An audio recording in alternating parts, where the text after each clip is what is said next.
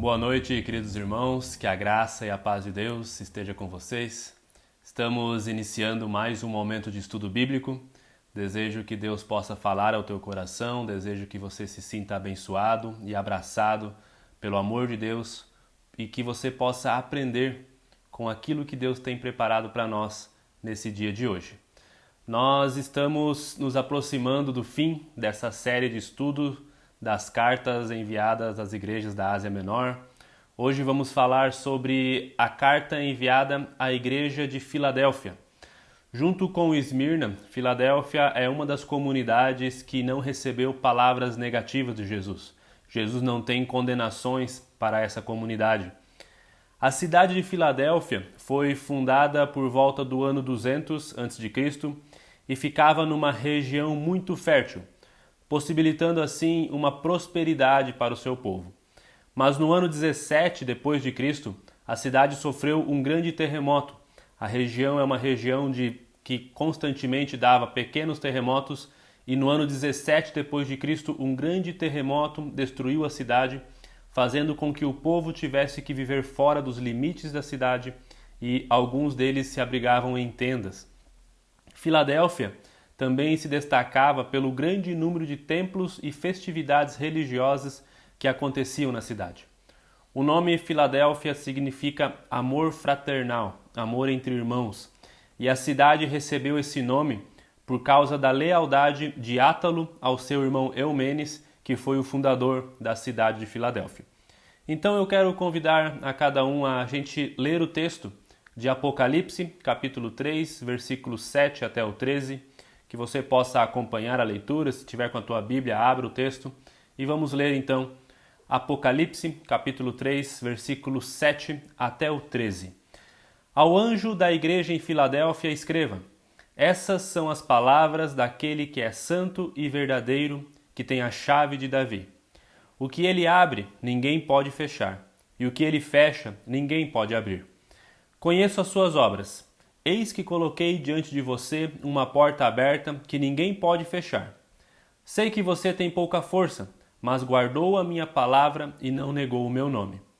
Veja o que farei com aqueles que são sinagoga de Satanás e que se dizem judeus, e não são, mas são mentirosos.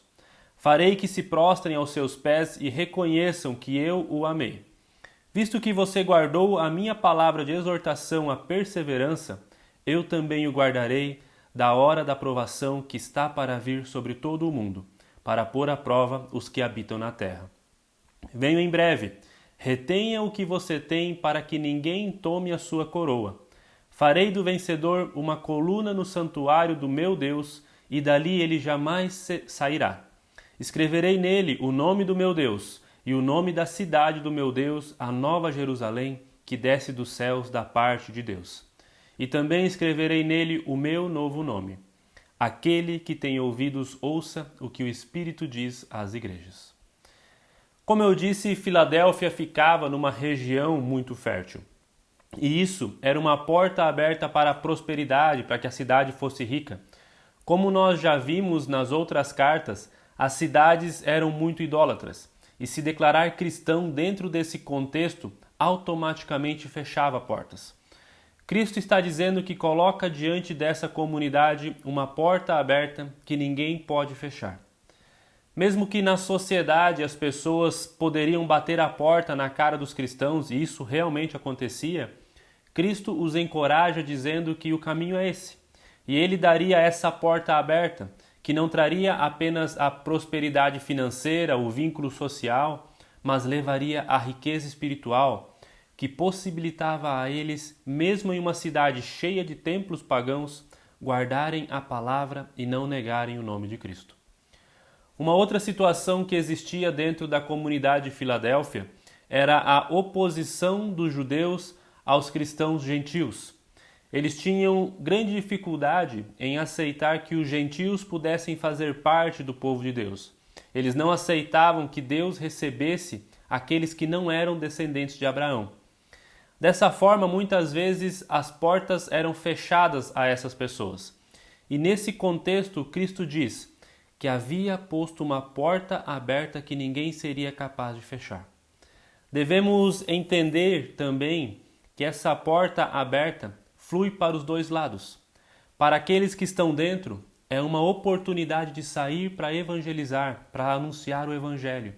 E aos que estão do lado de fora, é o convite de Deus para entrarem em sua maravilhosa graça e receberem o seu amor.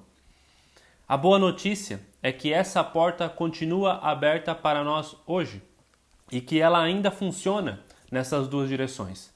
Cristo coloca essa porta aberta e convida os que estão do lado de dentro, convoca os que estão do lado de dentro a anunciar o Evangelho para que as pessoas sejam alcançadas. E ele convida aqueles que estão do lado de fora para entrarem e viverem desse grande amor de Cristo. Jesus sabia que apesar de terem pouca força, diante de tanta hostilidade, diante de tanta posição contrária, esses fiéis nunca o negaram. Jesus não condena esta igreja por nenhum erro, mas ele diz que eles tinham pouca força. Talvez fossem um número pequeno de cristãos, talvez esses cristãos não tinham muita capacidade de influência para dentro da sociedade, mas o que fica claro aqui é que mesmo sendo fracos, mesmo tendo pouca força, a confiança deles estava em Deus. E essa era toda a força que eles realmente necessitavam. E por isso eles seriam guardados, então, em meio à grande provação que estava por vir e que serviria para pôr à prova os que habitavam na terra, os que habitam na terra. A vitória deles viria pela força de Deus e não por suas próprias forças. Essa igreja nos ensina a sermos fiéis, assim como um irmão foi fiel ao outro, fazendo com que a cidade ganhasse o nome de Filadélfia por causa dessa fidelidade. Isso nos leva a pensar além da fidelidade ao Senhor. Precisamos também aprender a sermos leais, fiéis aos nossos irmãos. Tal lealdade gera testemunho do Evangelho para aqueles que estão fora da fé, para aqueles que estão fora da comunidade. Porque se não é possível confiar nem mesmo naqueles que dividem a mesma fé, que dizem crer naquilo que eu também creio, em quem nós podemos confiar? E para aqueles que não fazem parte da comunidade, eles vão pensar, se a fé deles, da qual eles falam, não faz com que eles tenham lealdade, fidelidade entre eles, qual diferença é crer ou não crer? A fidelidade, tanto a Cristo quanto aos irmãos, ela é necessária, ela é primordial. E ainda assim, a fidelidade, ela vai gerar oposição. Porque o inimigo sempre vai tentar combater aquele que está disposto a amar. Filadélfia, amor fraternal. Aquele que estiver disposto a amar será combatido, o inimigo tentará combater ele. Porque destruir o amor, ele também consegue destruir a nossa vida. Quando o inimigo destrói o amor que existe entre nós, nossas vidas são destruídas. A nossa essência, como pessoa e como cristão, deixa de existir. E é possível que essa oposição aos cristãos de Filadélfia existia também dentro da comunidade. Por isso Jesus chama alguns de falsos judeus, sinagogas de Satanás, e diz que fará com eles que se prostrem diante dos cristãos fiéis. Aqui é importante a gente destacar que não se trata da adoração ao ser humano. Eles não serão adorados como deuses, mas serão reconhecidos como amados por Cristo. O se prostrar está relacionado com o amor de Cristo por aquelas pessoas que permaneceram fiéis. Se prostrar tem um sentido de sujeição, de reconhecimento. Então esses falsos judeus irão reconhecer que os cristãos fiéis de Filadélfia são amados por Cristo. Os servos fiéis, eles podem ser reconhecidos, eles podem até mesmo receber a promessa de governar com Cristo, como os cristãos de Tiatira, que a gente já viu, mas a glória e a adoração pertencem sempre ao Senhor. Aquilo que Jesus promete aqui é o reconhecimento do amor que Jesus tem aos seus seguidores. Eles podiam ser odiados por esses falsos judeus, mas eram amados por Cristo. No versículo 10, Cristo fala da recompensa pela fidelidade dessa comunidade. Eles serão guardados na hora da provação. Talvez a carta esteja se referindo à perseguição que veio logo depois da parte de Domiciano, uma perseguição que causou um grande sofrimento, a morte de milhares de pessoas, ou talvez esteja falando de uma outra forma de provação. Mas o importante aqui é observar que Jesus promete uma proteção e não a isenção do sofrimento. Vocês passarão pelo sofrimento, mas terão a minha proteção. Isso mostra que o sofrimento ele é real, ele é presente também na vida das pessoas fiéis, mas nós podemos contar com a presença de Cristo, com o cuidado de Cristo em meio ao sofrimento. Quando Cristo afirma que vem em breve, ele está oferecendo um alívio a esses cristãos que sofriam por não negarem o seu nome. Na semana passada, quando nós estudamos a igreja em Sardes, nós vimos que a vinda de Cristo para muitos seria um dia de angústia. Cristo disse que viria como um ladrão. Assim como em Filadélfia, também muitos sofreriam a grande prova. A vinda de Cristo também significaria sofrimento. Mas para esses cristãos que permaneceram fiéis, a vinda de Cristo, o dia da vinda de Cristo, seria um dia de alívio, um dia de grande alegria. Os fiéis ainda deveriam guardar aquilo que eles tinham, de forma que ninguém roubasse a coroa deles. A história não estava concluída. Eles contavam com o cuidado de Cristo, mas isso não significava que nada mais poderia os abalar. Eles precisavam estar atentos, eles ainda estavam vivendo num mundo inconstante que poderia derrubá-los.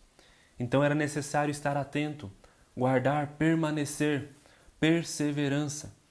A cidade sofria com diversos terremotos e por isso os seus habitantes tinham uma vida inconstante que oscilava constantemente. Porque a qualquer momento tudo poderia vir abaixo, como realmente veio. Isso simboliza a vida inconstante que nós temos aqui. Nós também não sabemos o que virá à frente, não sabemos até quando, até onde nós iremos. Mas aos que permanecerem fiéis a Cristo, Cristo promete que fará dele uma coluna do templo e que dali jamais sairá.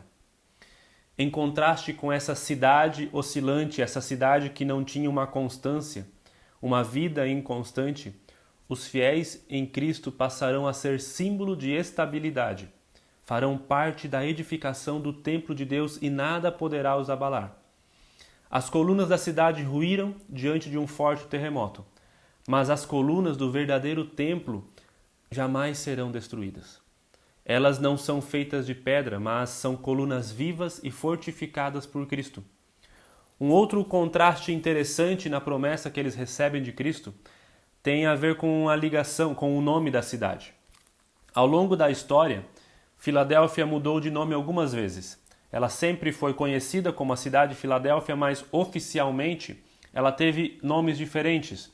Conforme um novo rei, um novo líder dominava a região, dominava a cidade, ele renomeava a cidade de acordo com os seus costumes, ou homenageava a esposa, homenageava um soldado. Então a cidade teve uma troca de nomes constantes. Isso faz com que Jesus prometa aos cristãos de Filadélfia que escreverá nele o nome de Deus e o seu novo nome. Isso mostra a sua participação permanente na Nova Jerusalém, no reino de Deus. Nomes gravados ainda também têm um significado de posse. O vencedor pertence a Deus, faz parte do povo de propriedade exclusiva de Deus. E a sua pertença é a cidade de Deus, a Nova Jerusalém. Ali é o seu lugar, ali é o seu lar. A igreja em Filadélfia, ela nos dá uma lição de fidelidade, honrando o nome da cidade onde eles estão, sendo fiéis a Cristo e aos irmãos. Nos mostra ainda que não importa o contexto, mesmo estando em um contexto conturbado, é possível permanecer fiel a Cristo, permanecer com Cristo, honrar o seu nome, honrar a sua palavra. E eles mostram que tudo isso vale a pena. Cristo nos mostra através dessa carta que está atento àqueles que sofrem por amor do seu nome. Eles não sofrem em vão, eles não sofrem sozinhos. A sua recompensa não será aqui neste mundo. Eles serão recompensados no reino de Deus, na glória eterna. E enquanto estiverem aqui, no meio do sofrimento, eles serão fortalecidos e carregados por Cristo em meio a esse sofrimento. Que nós possamos permanecer fiéis a Cristo, independente daquilo que venha contra nós, que queira fazer com que a gente negue o nome de Cristo, Que Deus nos livre de a gente se tornar sinagogas de Satanás, conduzindo pessoas ao engano e nos colocando contrários aos fiéis, aqueles que permanecem firmes a Cristo. E que a gente possa cumprir com a recomendação dada às 7 igrejas. Aquele que tem ouvidos, ouça o que o Espírito diz. Como eu tenho repetido ao longo desses estudos, esse ouvir não é um escutar passivo, uma pessoa que escuta, mas isso não gera nada na sua vida, mas é um ouvir atento que conduz à ação, ao arrependimento, à obediência. Cristo está nos dando uma oportunidade de estarmos juntos com aqueles que irão se alegrar no dia da sua volta. Nós devemos estar atentos a tudo o que Ele nos ensina através da sua palavra. Que Deus nos abençoe e nos dê a sabedoria de aprender com aquilo que Ele tem a nos dizer. Eu convido você a gente ter um momento de oração. Querido Deus, nós somos gratos a Ti pela Tua palavra. Obrigado porque Tu tem nos ensinado através dela, Pai. Obrigado porque Tu nos fortifica, nos fortalece em meio ao sofrimento, em meio às dificuldades da vida. Queremos, Pai, entregar em Tuas mãos as nossas vidas. Queremos pedir que Tu nos oriente, que Tu nos mostre qual o caminho devemos seguir. Que nós possamos permanecer fiéis a Ti, à Tua palavra, ao Teu nome. Possamos honrar o Teu nome em meio ao contexto em que a gente esteja vivendo. Que Tu nos ensine a sermos testemunhas fiéis a Ti, aos nossos irmãos, à nossa comunidade. Que nós possamos, Pai, mostrar ao mundo o Teu amor, a Tua fidelidade e o Teu cuidado.